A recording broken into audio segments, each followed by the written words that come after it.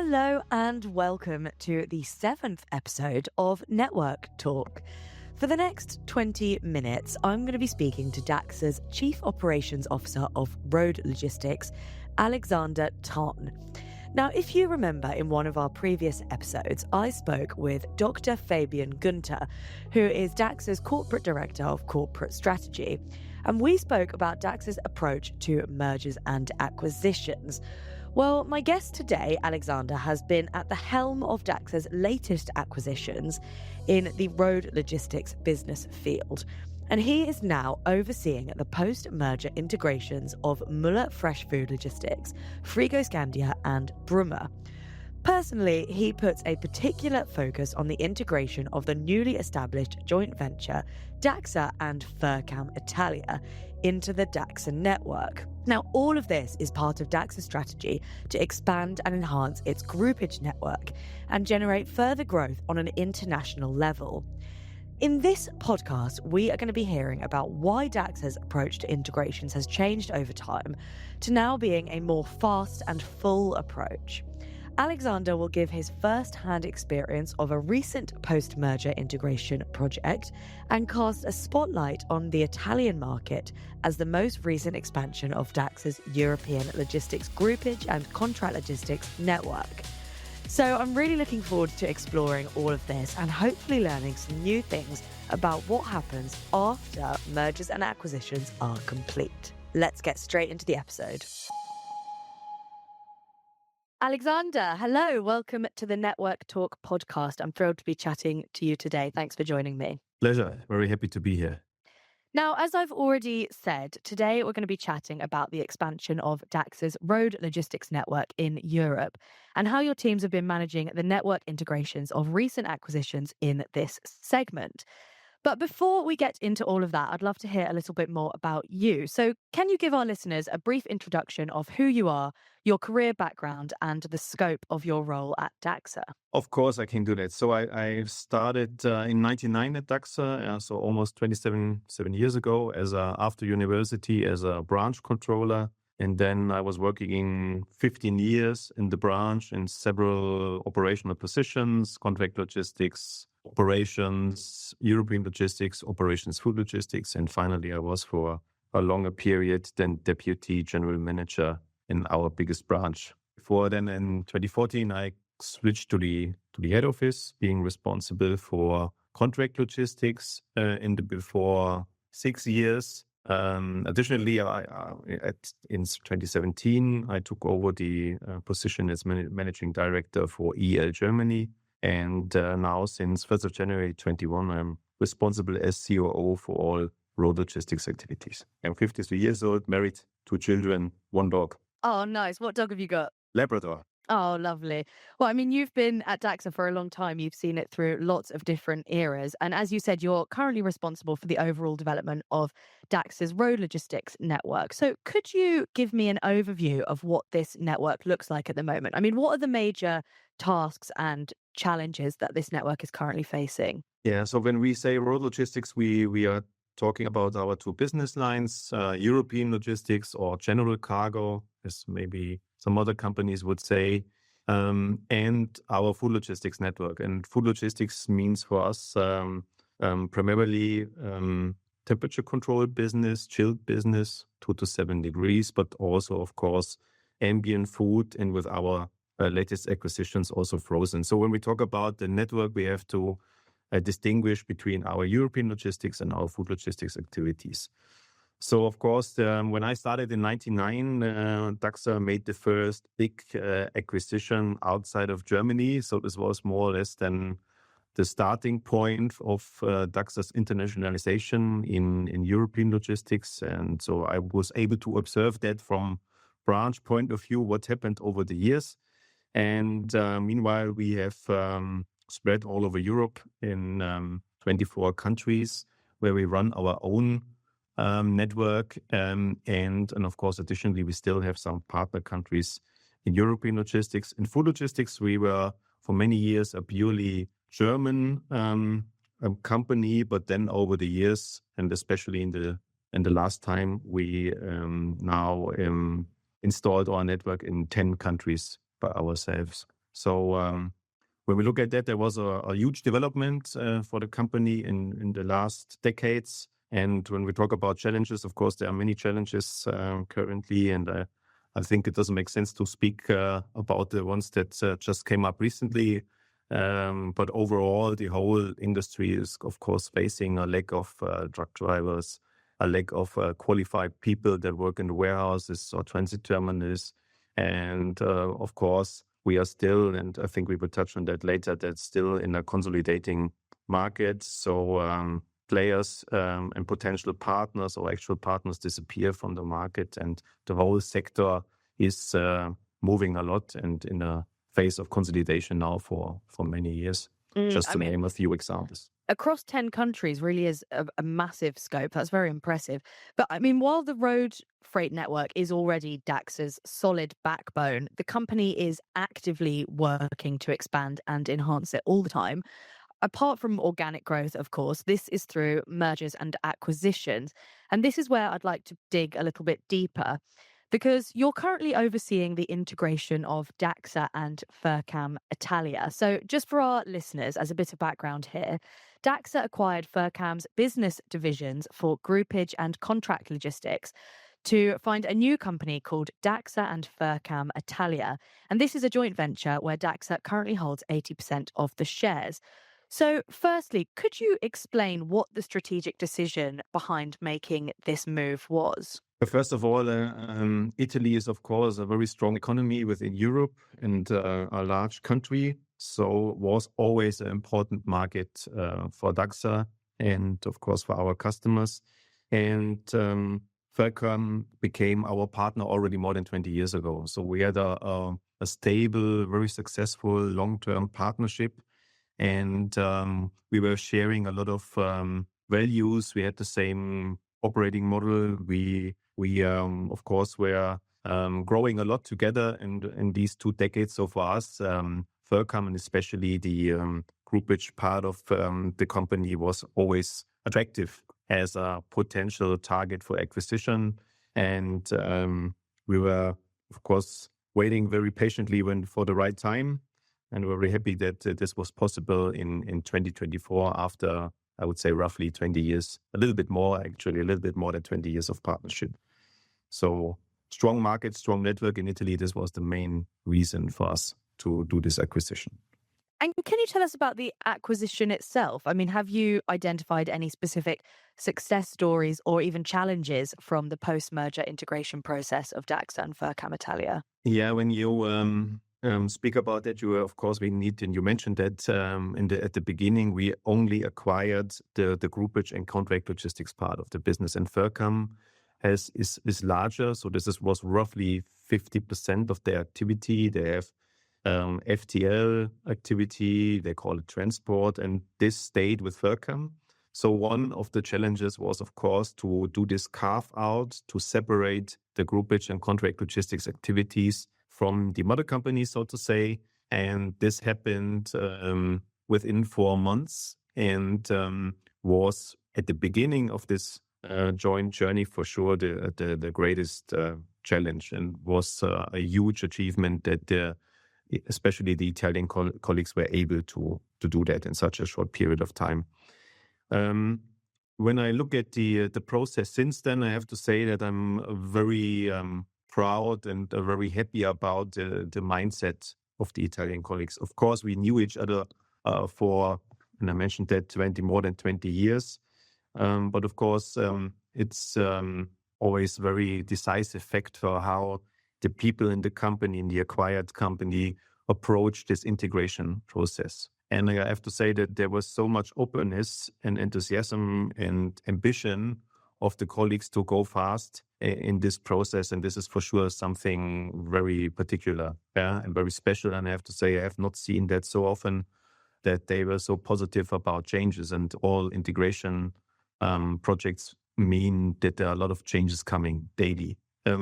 In addition to your operational business, which is in logistics, always very demanding. And this is something that is for me here the outstanding part in this integration project, that the colleagues are so willing and so positive of doing these changes and going together and at a very fast pace. That's really wonderful to hear. I mean, people are at the heart of everything.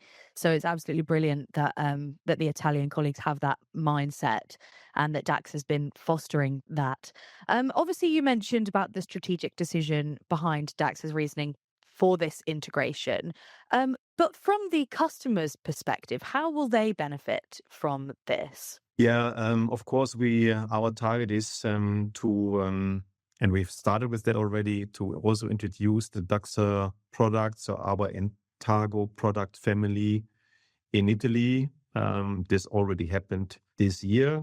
So this gives the customers from Italy to the rest of Europe and the other way around our standard products with lead times and certain service levels. This is for sure one of the most relevant changes recently. And of course, when we now start in very few months with our system rollout, with our application rollout, then we will also have in Italy our standard software, our transport management system, our warehouse management system.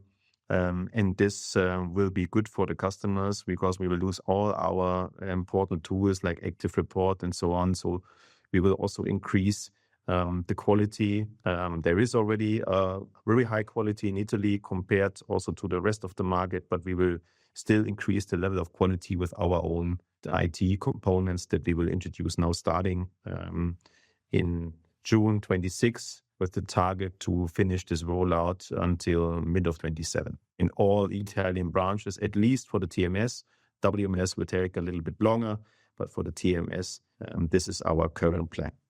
I mean, my next question kind of links to this, but I want to look at where we go from here in terms of DACHSER and FERCAM Italia. So what are your main priorities now in 2026 for DACHSER and FERCAM Italia? So as I said, the applications, rollout of applications, this is for sure the most demanding and part of that. And at the same time, besides changing the infrastructure in the branches and changing the software, we're also aiming for a more export-oriented strategy. The Italian network consists of more than 40 branches, which is a very large number. So we will also continue to do domestic business within Italy. But our main target is, and this is always DACHSER strategy, to focus on export. So from Italy to the rest of Europe, to North Africa and Turkey. And so these two parallel developments are the main priority for our colleagues from DACHSER and FERCAM in 2026 and most likely also 2027. Yeah, I mean, this strengthening of DACHSER's offerings in Italy also comes at the same time as multiple other acquisitions. And we've addressed these in our previous episodes. But these are Müller in the Netherlands, Frigoscandia in the Nordics, and Brummer in Germany and Austria. So what are the current status of these? Have they all been fully completed? No, not yet. We are in the middle of the process with all the companies that you mentioned. Brummer was the latest acquisition where closing happened at the end of this phase. And so we are on our way. We are analyzing the processes currently in all the mentioned companies. Partially, we started already the rebranding. So Müller Fresh Food Logistics is not Müller Fresh Food Logistics anymore. It's DACHSER Food Logistics Netherlands. If you say that wrong, you have to pay €5, not you, but I.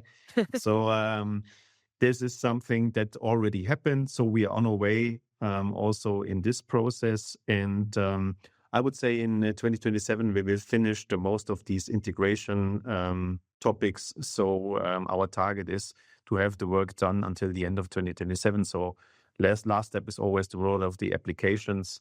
And this is planned for the year 2027. And I'm quite optimistic that we will be able to do that. Of course, it depends always a lot of the, let's say, target operating model of these companies. So what we see and what we find, if this is like for DACHSER and FERCAM very close to the DACHSER target operating model, then we can go a bit faster. If this is not the case, we need to adjust the process first. It's never a good idea to change processes in IT systems at the same time.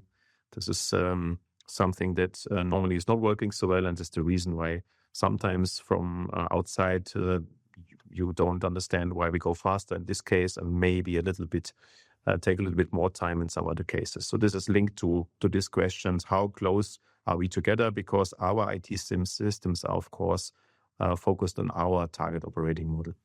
I mean, this is a huge amount of M&A moves to be managing at the same time. That's 4 in total. And you kind of touched on it there, but I understand that in the past, DACHSER followed a much more kind of cautious and slower approach when it came to post-merger integration. So why specifically now are you going for a faster integration approach?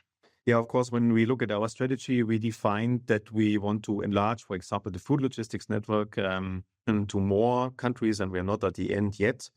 And if we want to do that, we need not only organic growth, we need also mergers and acquisitions. And therefore, we have worked in the last 2.5 years, a lot on the method how we do integration. So you're right. When we have the time, we also took more time and were, I wouldn't call it slower, but we not as fast as we are today. But we discussed since 2.5 years how we can improve, how we can standardize this process.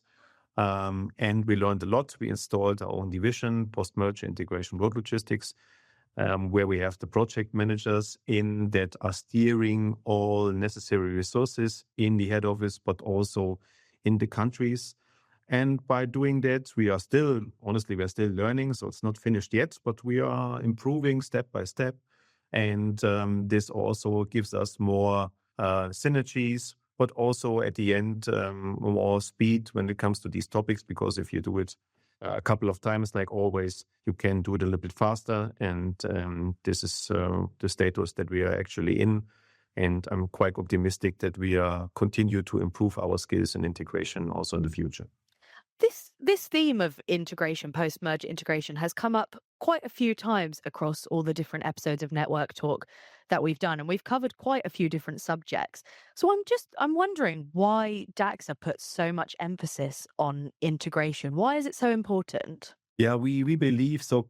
When we are the quality leader in our industry, and when we talk about integration, we also want to keep the customers happy. So we don't want to do integrations where we decrease the quality level. So we want to keep also all customers on board. We want to have still the customers being with us. We don't accept that we lose a substantial part of the business during the integration process. Of course, there might be some examples where the business does not fit to our target operating model, and then we have to question that and to talk with the customer about it. But in principle, we are trying to keep the business, and we want to grow the business and do not want to decrease. So that we take a very decent approach, and we try to understand the needs and then go step by step without bringing the service level down and keeping our high quality that we are known for in the market on the same level like before. This is the reason why main from customer point of view, but also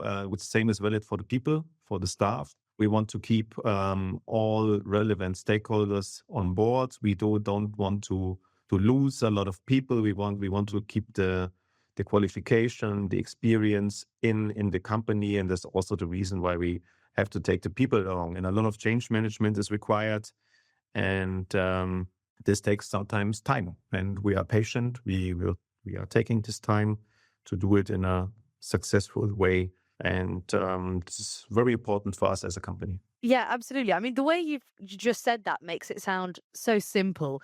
You're achieving this growth, but you're also maintaining this high quality in your service offerings. And there's also so much external volatility happening at the same time. So I'm sure this is not as easy as it sounds. So what is the secret to balancing this swift integration and this rapid growth for DACHSER with stability for your staff and customers? Yeah, there's not really a secret. I think good communication is key.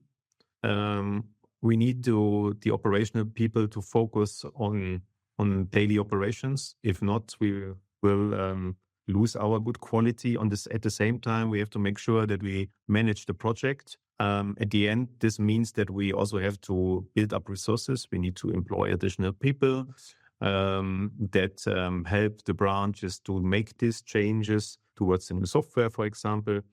This means extra costs in this process. But we are happy to do this investment, to have a proper integration. But at the same time, we have to clearly distinguish between daily operations and the focus that we need there, and on a very solid and professional project management when it comes to all other activities. So there is not that secret that is happening to do that. It's just about communication, taking the people along, and create a understanding about the steps that are necessary to do the integration. That makes a lot of sense.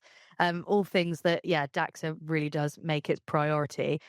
I just want to finish the episode by looking forward a bit, because as we record currently, we're going into Q2 and 2026 has got off to a very volatile start.